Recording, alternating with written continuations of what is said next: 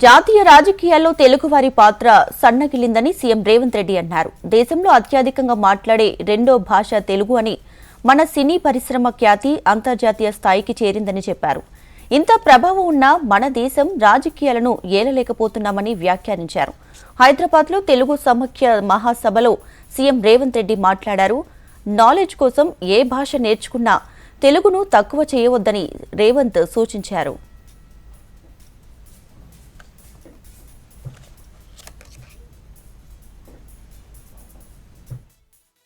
రెండు మూడు తరాలకు మధ్యలో చంద్రబాబు నాయుడు గారు, వైఎస్ రాజశేఖర రెడ్డి గారు ప్రభావాన్ని చూపించిన ఈరోజు వెనక్కి తిరిగి చూసుకుంటే జాతీయ రాజకీయాలలో తెలుగు వారి పాత్ర సన్నగిల్లిందని చెప్పి మనం ఈ వేదిక మీద చర్చించుకోవాల్సిన అవసరం ఉన్నది.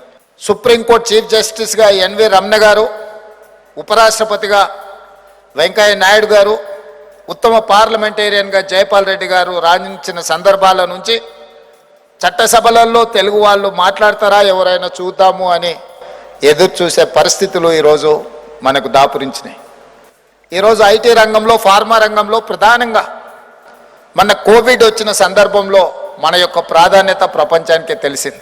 ఈరోజు సినిమా రంగంలో తెలుగు వాళ్ళు ఈ మధ్యకాలంలో దేశ సినిమా రంగాన్నే కాదు హాలీవుడ్తో పోటీ పడే విధంగా మన వాళ్ళు రాణిస్తున్నారు.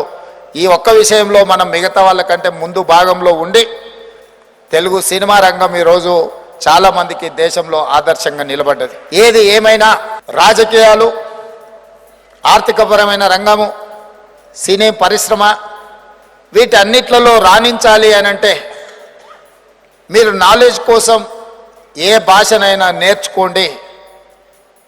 కానీ మాట్లాడేటప్పుడు మన భాషలోనే మాట్లాడుకోవడం ద్వారా ట్రాన్స్మిషన్ లాస్ తక్కువ ఉంటుందని నేను భావిస్తున్నాను.